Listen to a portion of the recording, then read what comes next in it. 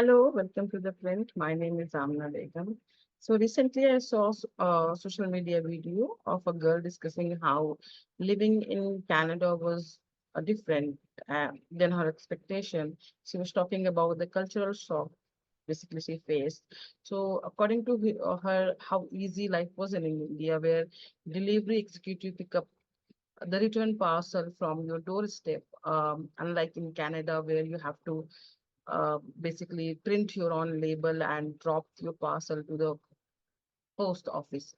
And this video sparkled a lot of debate around it that how practical it is to go abroad in a basically in a desire or in a hope of having a better lifestyle.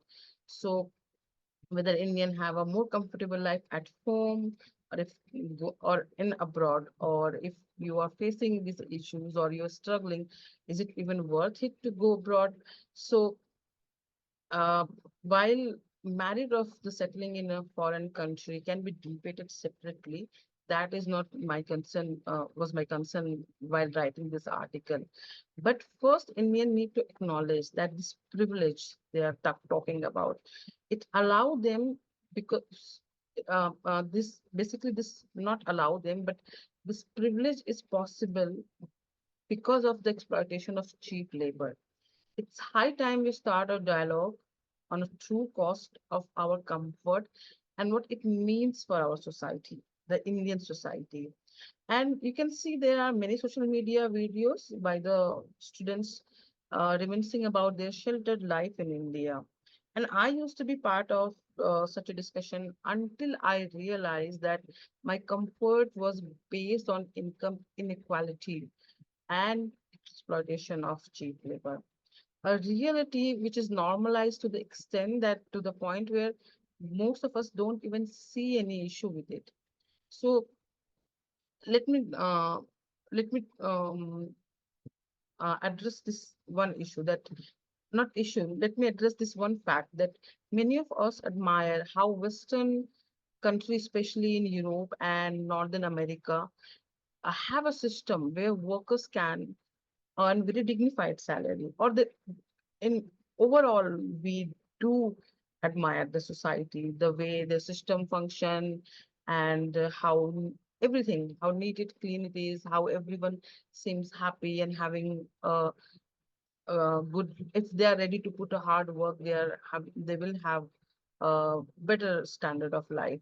So when we talk about this thing, we do not mm, under, seems to understand that they have achieved this through strong social welfare system, universal health care, and solid labor protection.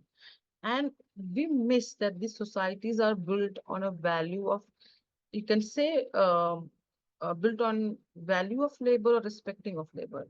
Many people, you will see that they are take responsibility for their own daily tasks.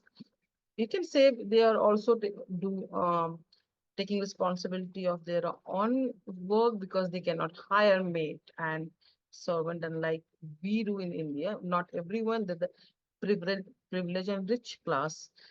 But I mean, what's wrong in that if it makes possible that the poorest member of that society can also have a dignified life. And you don't have to be in their society, you don't have to be doctor or engineer to be paid fairly, basically. So uh, let me give you this example. In India, if you're a doctor and engineer, your salary and the salary of the servant you will pay, there would be a huge gap between it. You can easily afford it because of, again, once again, the cheap labor. But that is not the case in these countries. If you want to hire someone to help you in your daily life, uh, as a housekeeper, you, even you are a doctor, maybe you have to pay one third of your salary, which is not practical and feasible for a lot of people. So people learn to take care of themselves, and if they want to hire, they have to pay the people their deserving salary, basically the minimum wages at least. So uh, if we want to create aspire to create similar society, we have to understand this basic fact. and reducing basic fact is that reducing inequality. So to achieve a society where everyone lives dignity with the dignity, we need to let go of those privileges we enjoy at the expenses of cheap labor. At least we should understand it, talk about it. Disparity isn't something to boast about it. It perpetuates a system where a few benefit at the expenses of many. So the lady in this video complaining about that picking up parcel doesn't seem to understand that these people doing this the work to pick up her parcel are also human beings. You either pay them fairly for their effort or you do your work yourself. So that is the basically the reason I have written this article, so we can bring more discussion about this privilege, which we do, which seems to feel like it's a very normal thing.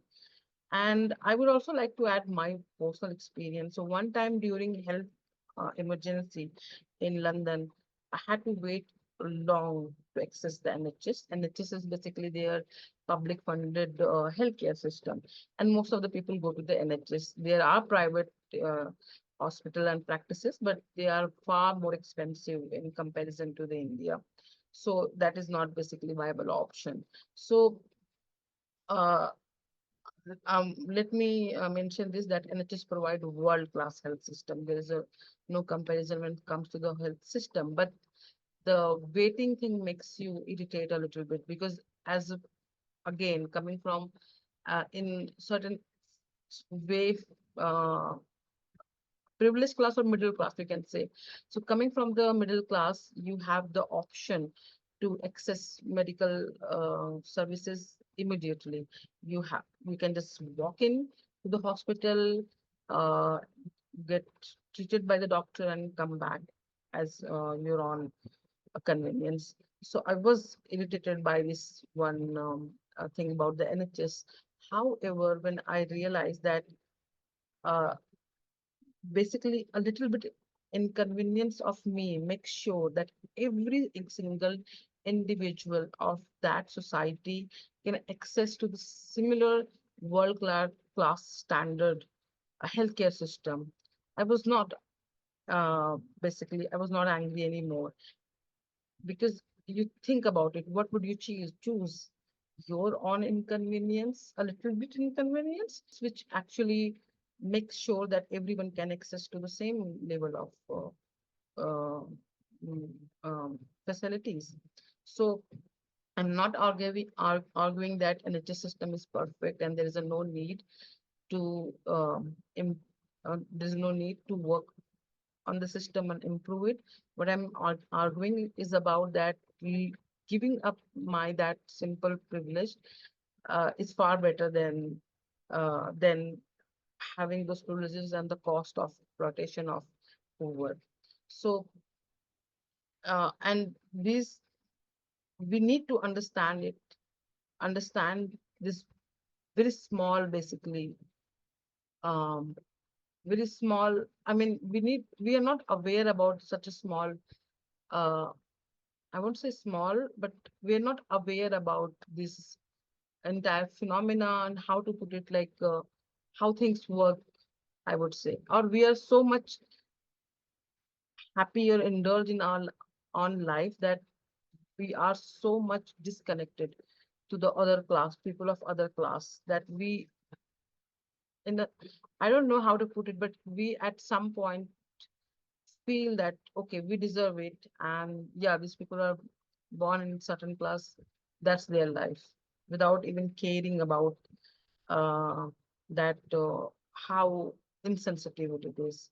So it also brought me to the understanding that the kindness we believe in, the kindness we have been taught, it is a very twisted in a way because it is about to be kind the people around you and sensitive about the people who are in your contact, which is not true.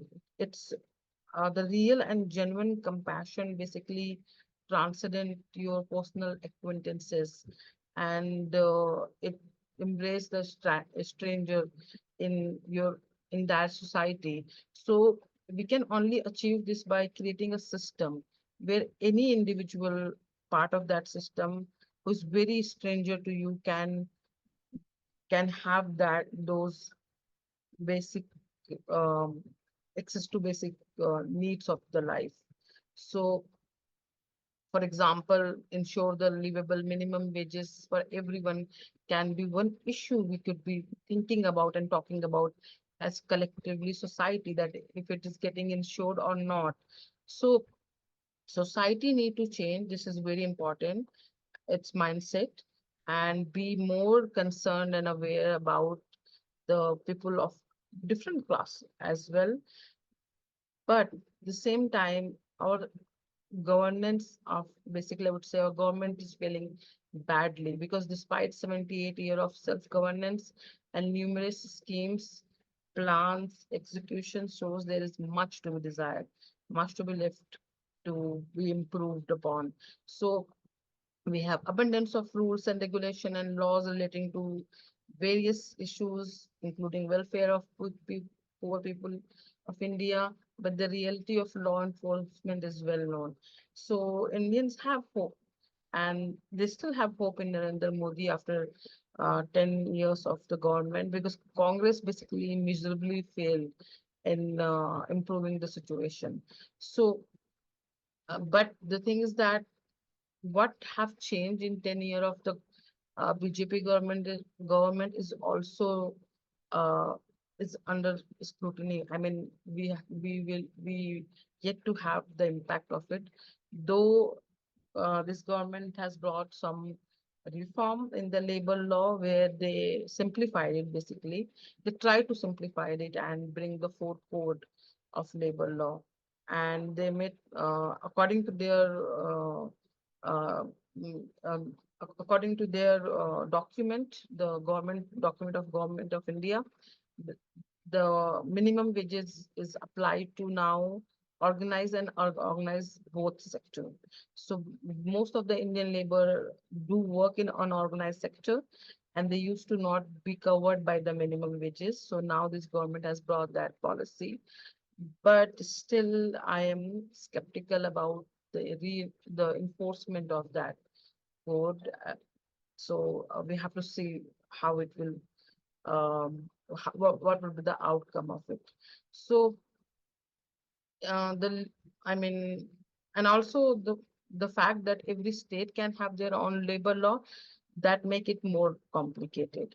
So basically, I would say the time has come to address these issues and create a more equal society.